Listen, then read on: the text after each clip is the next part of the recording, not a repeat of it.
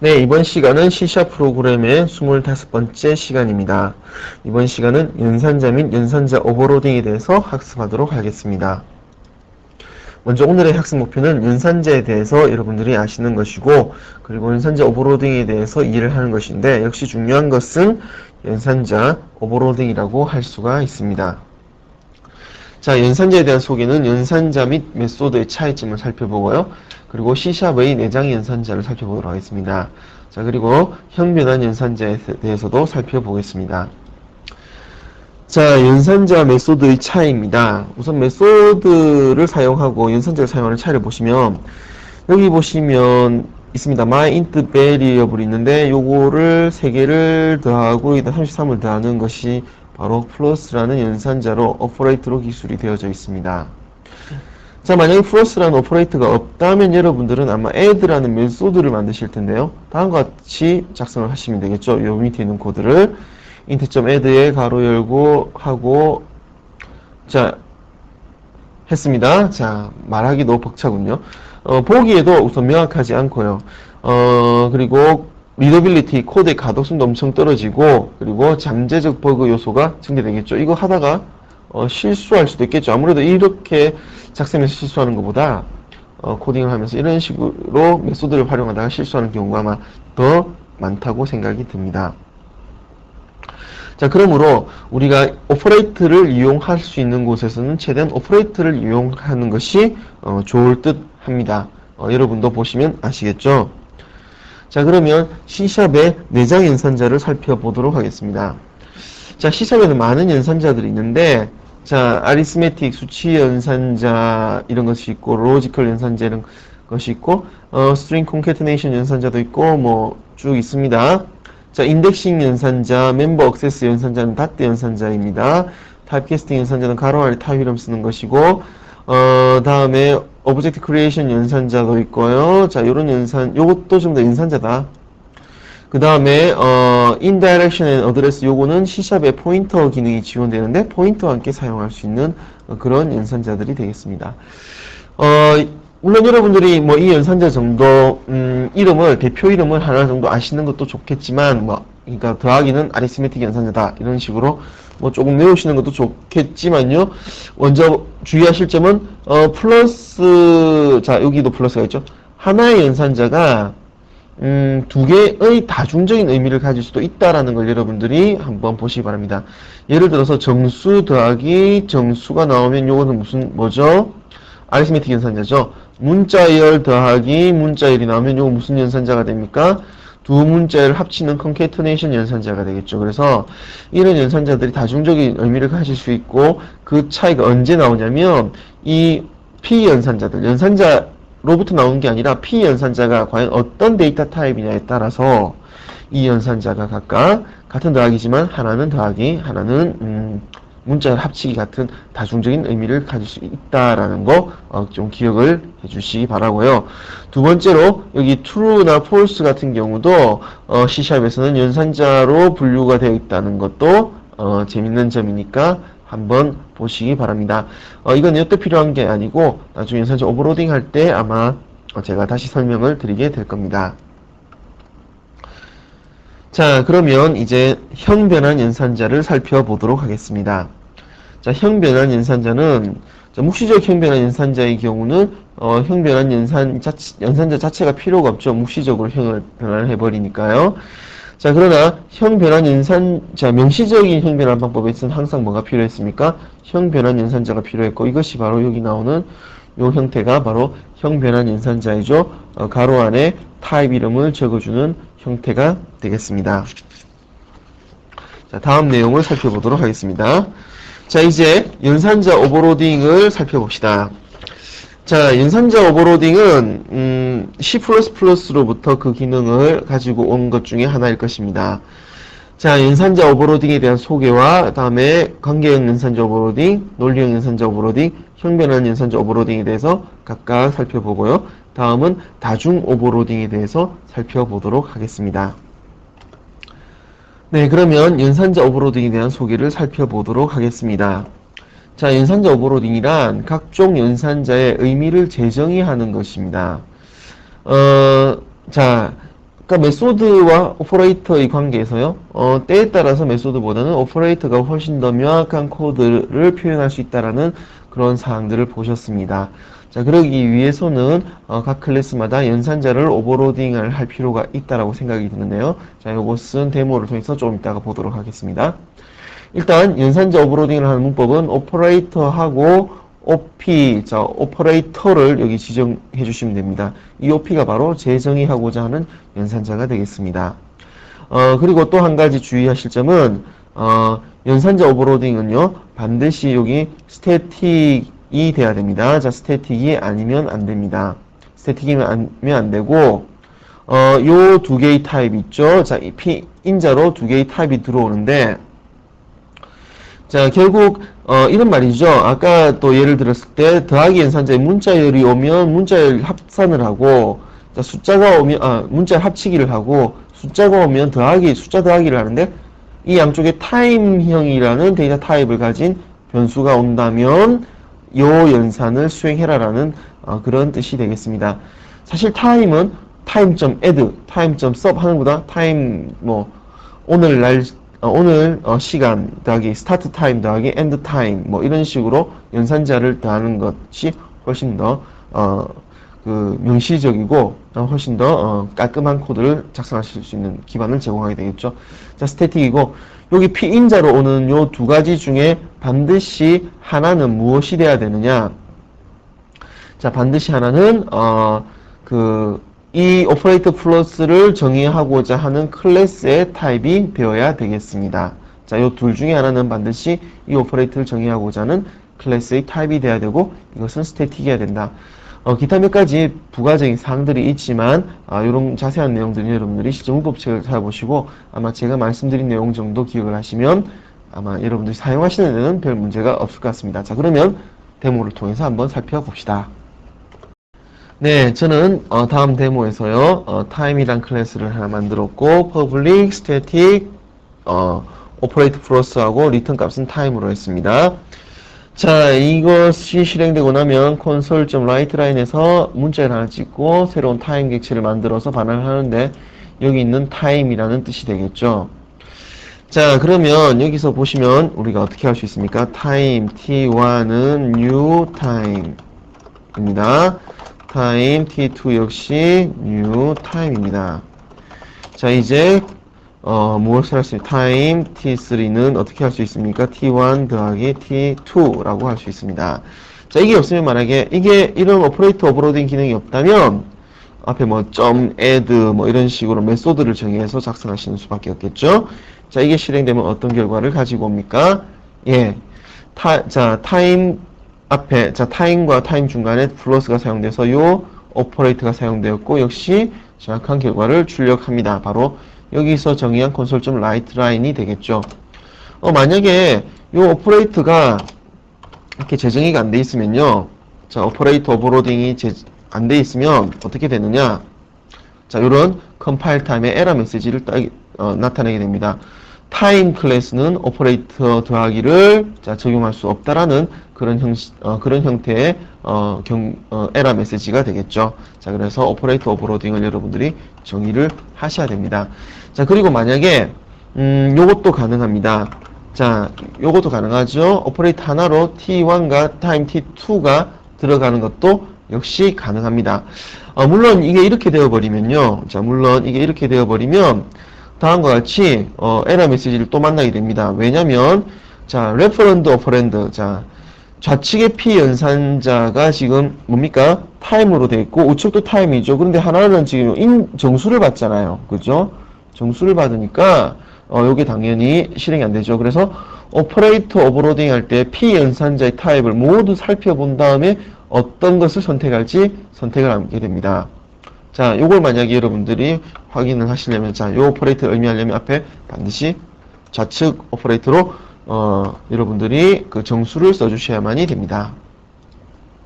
자, 그러나 만약에 여러분들이 int라고 해서 이와 같이 두 개를 적어주시면요. 자, 두 개를 적어줬는데, 자, P 연산자가, 자, 오퍼레이터 더하기 P 연산자가 둘 다 타임이 겹죠. 자, 타임은 뭡니까? 이 오퍼레이터 플러스가 포함되어져 있는 클래스의 타입입니다. 자, 이 클래스 타입이 여기도 없고 여기도 없습니다. 이렇게 없게 되면 아예 오퍼레이터 오버로딩 자체가 실패를 하게 됩니다. 그죠? 뭐라고 에러 메시지가 나와 있습니까? 바이너리 오퍼레이터의 패러미터 하나는 반드시 containing 타입, 바로 요것의 containing 타입은 타임이 되겠죠. 요 타입이 되어야 된다는 그런 뜻이 되겠습니다. 자, 그래서 이것을 타임으로 고쳐주도록 하겠습니다. 타임으로 고쳐주고요.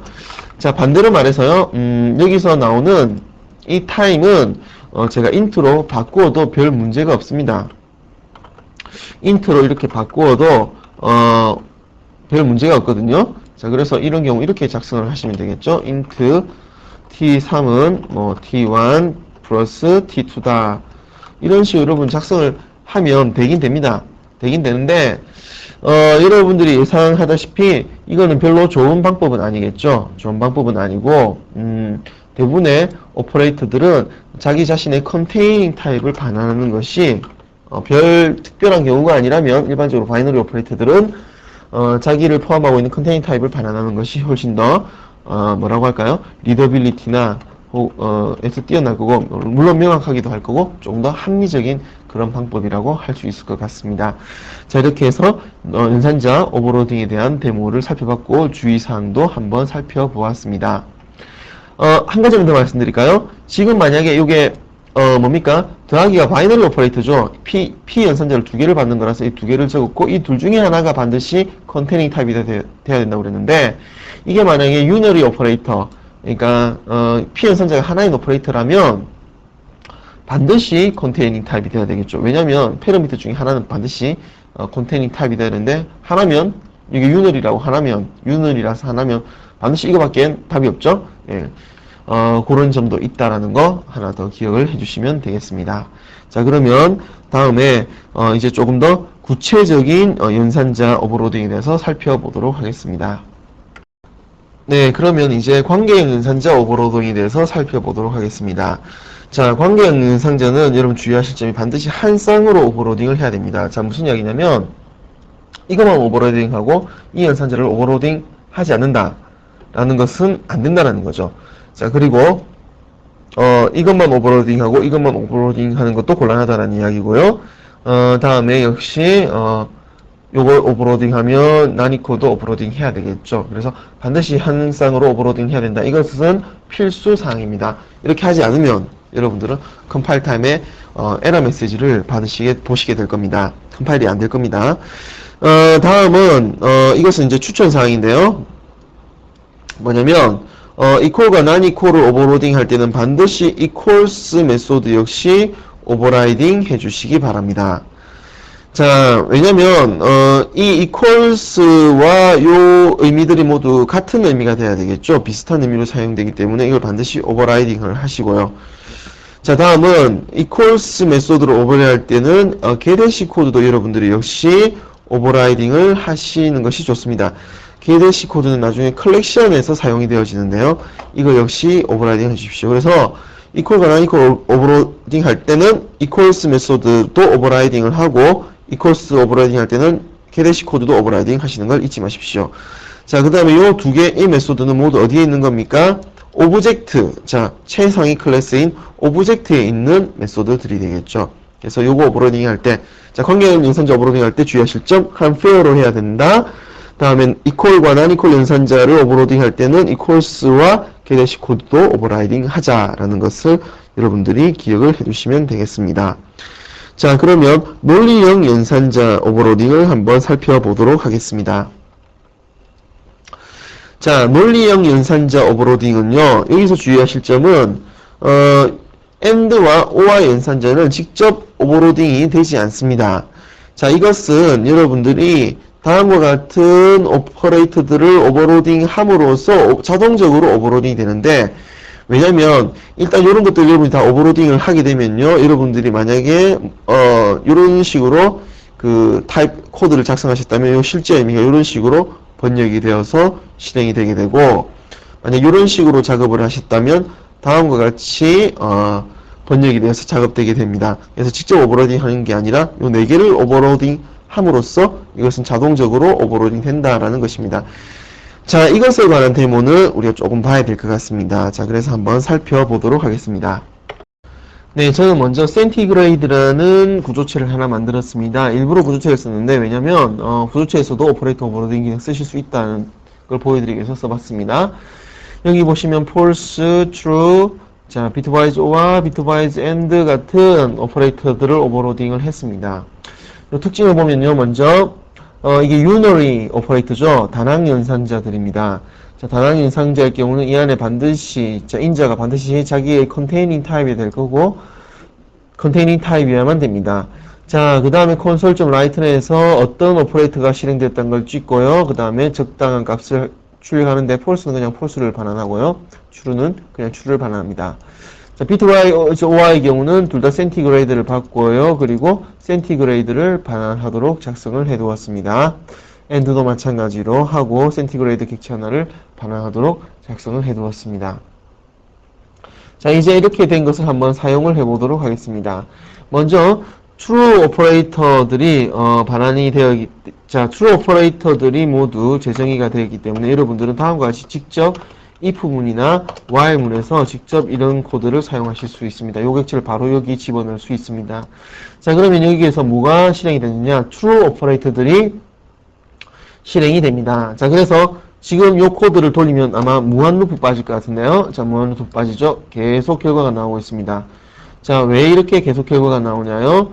자, 요거는 괜찮은데 요건 한번 찍고 말죠. 자, 찍고 참 반환합니다. 다음에 두 번째가 뭡니까? C1의 true 오퍼레이터가 실행이 되면 C1의 true 오퍼레이터 실행되는 거 계속 찍고 true를 반환하니까 이게 계속 무한 루프를 돌게 되는 거죠. 자, 이런 것뿐만 아니라 여러분들은 다음과 아까 보셨다시피 bitwise and or와 true false를 오버로딩 했기 때문에 다음과 같은 코드도 여러분들이 작성을 하실 수가 있습니다. 자, C2 if C1 자, C2 이런 코드도 여러분 직접 작성을 하실 수가 있죠. 자, 이거 한번 결과를 찍어 보도록 하겠습니다. 자, 이거 한번 결과를 쫙 찍어 봤으면 다음과 같은 결과가 나오는데, 자, 이거는 PPT 자료 있으시죠? 그거 하고 이 결과가 왜 이렇게 나왔는지 AND 연산자만 보고 설명을 조금 드리도록 하겠습니다. 자, 센티그레이드 보시고요. 자, 일단 요거를 보시면요. 먼저 AND의 경우는 첫 번째 뭐가 이밸류에이션 됐냐면 t.false 여러분 PPT 자료 따로 보시기 바랍니다. t.false가 이밸류에이션 돼야 됩니다. 그래서 t.false가 먼저 나올 거예요. 자, false는 무조건 false를 리턴했기 때문에 사망 연산자에서 마지막 3항 p 연산자로 세 번째 p 연산자로 넘어가게 되죠. 자, 그래서 AND가 나왔습니다. 자, 이 AND 연산자는 결과적으로 센티그레이드를 반환을 했습니다. 자, 그 센티그레이드가 if문에 들어가면 true 오퍼레이터가 반환이 되겠죠. 그래서 여기까지 true 오퍼레이터가 반환이 되었습니다. 자, 그리고 마지막으로 두 번째도 한번 볼까요? OR 연산자 같은 경우는 t.true가 evaluation이 되고요. 그 다음에 x가 그대로 반환이 되는데 x가 반환이 되고 나면 바로 뭐가 실행됩니까? 또 true 오퍼레이터 한 번 더 실행되죠. 그래서 이런 결과가 나왔습니다. 자, 이 내용은 여러분들이 PPT 자료를 보시면서 하나씩 따라가 보시면 쉽게 이해가 되실 것 같습니다. 자, 이렇게 해서 논리 연산자를 마쳤고요. 이제 무엇을 보냐면 형변환 연산자 형변환 연산자 오버로딩 부분을 살펴보도록 하겠습니다. 네, 그럼 형변환 연산자 오버로딩을 살펴보도록 하겠습니다. 자, 형변환 연산자 오버로딩은 다음과 같이 작업을 해주실 수가 있습니다. 자, 오퍼레이터하고 변환되어야 될 타입을 적어주시면 됩니다. 자, 앞에 explicit란 말은 명시적 형변환을 할 수 있다는 뜻이고 implicit란 말은 묵시적 형변환이 가능하다는 이야기입니다. 자, 이 안에는 원 타입이 들어있죠. 그래서 source 타입이고 이게 destination 타입입니다. 즉 타임이 플로트로 바뀔 때는 혹은 타임이 문자로 바뀔 때는 이런 뜻이 되겠습니다. 자, 이것도 데모를 통해서 한번 살펴보겠는데 주의할 실점은 그 전에 요거 주의할 점 보고 갈까요? 아까 equal이나 not equal 오퍼레이터 마찬가지로 스트링형 변환 연산자를 오버로딩 할 때는 오브젝트 타입의 toString 메소드 역시 같이 오버라이딩을 해주시는 것이 추천 사항이 되겠습니다. 자, 그러면 이제 데모를 통해서 한번 살펴보도록 하죠. 자, 저는 데모를 위해서 height라는 클래스를 한번 만들어 보았습니다. height라는 클래스는 묵시적으로 operate int로 변환할 때 사용되고 역시 unary operate라고 할 수가 있죠. 다음과 같은 문자열을 찍어주고 정수를 하나 반환을 해줍니다. implicitly height에서 int로 바뀌었다. 자, implicit죠. 다음에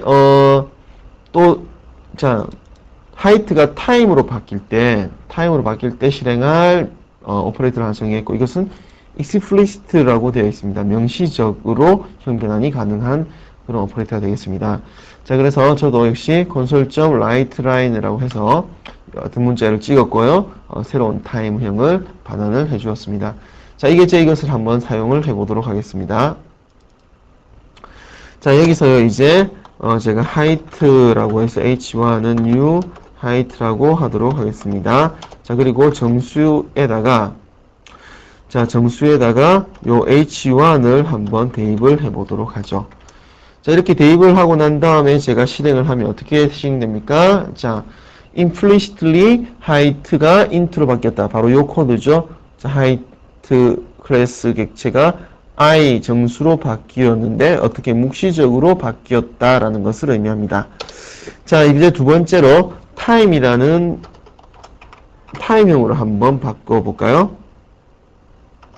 자, 타임화로 h1을 바꾸어 보면 컴파일 할 때 에러가 납니다. 왜냐면 우리가 타임에서 하이트에서 타임으로 바뀔 때는 명시적이어야 된다고 선언을 했기 때문입니다. 만약에 이게 묵시적이랐으면 이런 컴파일 에러를 만나지 않으실 겁니다. 자, 묵시적으로 형을 변환할 수 있다. 자, 이런 경우는 어떻게 하느냐?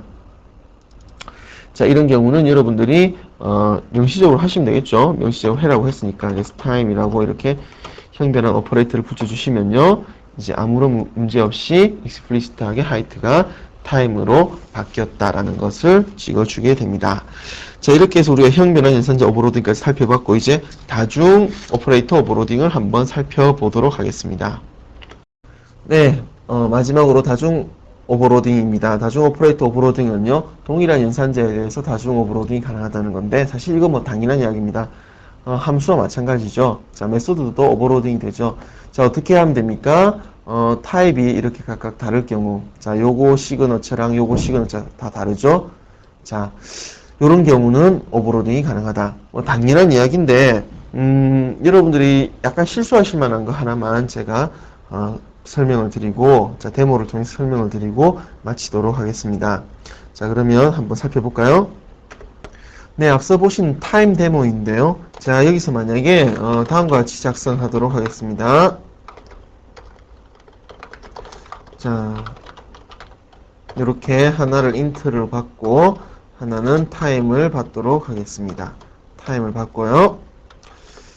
자, 그리고 console.writeLine을 해서 하나를 출력해 보도록 할까요? 자, 문자를 일단 출력해 보죠. 자, 이런 식으로 문자를 하나 출력을 해 보았습니다. 자, 그리고 time을 반환하니까 역시 time을 이렇게 쓰도록 하죠. 자, 요것을 여러분들이 사용하시려면 자, 하나 int를 받으니까 어떻게 됩니까?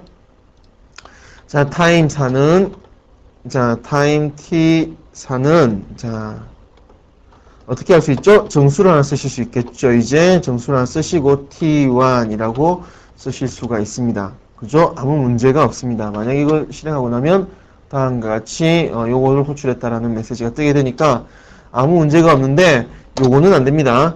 뭐가 안 되느냐? time t5라고 해서 자, 요거는 안 됩니다. 또 자, 그거 했다고 해서 요거 되는 게 아닙니다.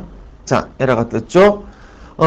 좌측 오퍼레이터가 int인 경우만 오버로딩을 했습니다. 그죠? 좌측인 경우만 오버로딩을 했고 우측에 int가 나오고 좌측에 time이 나올 때는 오버로딩이 안 된 상태입니다. 자, 그러니까 사실 이런 거 오퍼레이터 오버로딩 하고 나면 반드시 이렇게 한 번 더 작성해 주시는 것이 좋겠죠. 이때 코드를 일일이 적으시는 것은 별로 안 좋은 방법이고, 자, 일반적으로 뭡니까? 더하기 연산자에서 좌측 우측 피연산자들은 서로 교환이 되죠. 자, 그러므로 여러분들이 이런 식으로 작업을 해주시면 좋을 것 같습니다. 어떤 식이냐면요. 자, 이렇게 한번 적어주고 다음에 다시 자, 다시 타임 점, 어떻게 할까요? 자, 요거를 그대로 return i 플러스 t라고 이런 식으로 작업을 해주시는 것이 좋을 것 같습니다. 자, 이렇게 하면 교환 법칙이 성립이 되겠죠. 자, 5번은 있나요? 자, 6번이라고 이건 바꿔주고요. 자, 이걸 한번 실행을 해보면 어떻게 됩니까? 자, 다음과 같이 두 개가 그대로 출력됐다는 걸 알 수가 있습니다. 자, 그래서 이 코드에서 여러분들이 아실 수 있는 건 뭐냐면 오퍼레이터 더하기일 경우는 자, 이런 식으로 했을 때 교환 법칙이 성립이 안 됩니다. 교환 법칙이 성립하시려면 반드시 여러분 이렇게 적어 주셔야 되고 두 개를 다 해주셔야 되고 그 다음에 이런 식으로 요 위에 있는 걸 그대로 한번 호출한다. 자, 요렇게 하면 또 뭐가 호출됩니까? 요걸 입력받아서 요게 되면 요건 또 i int죠. t는 타임형이니까 또 위에 있는 요게 실행이 되겠죠. 그래서 이런 식으로 여러분들이 작업을 해 주셔야 된다라는 거를 기억하시기 바랍니다. 자, 이것으로 제가 오늘 오퍼레이터 오버로딩에 대한 설명을 대충 다 드린 것 같고 오늘 배우신 거 한번 정리를 해 보도록 하겠습니다. 네, 오늘은 여러분들 오퍼레이터에 대해서 배우셨고 그 다음에 오퍼레이터 오버로딩에 대해서 살펴보셨습니다. 자, 연산자 오버로딩 잘 쓰면 약이 되지만 또 못 쓰면 굉장히 독이 되는 기능이기도 합니다. 사실은 왜냐하면 더하기 더하기 연산자를 오버로딩 하는데 여러분들이 빼기의 의미를 내부에 기술한다면 사실 안 하니만 못하게 되는 거죠. 그래서 연산자를 오버로딩 하실 때는 그 연산자 의미에 가장 잘 맞게 코드를 작성하시는 것이 무엇보다도 중요합니다. 자, 요 내용 오늘 다시 한번 더 학습하시기 바랍니다.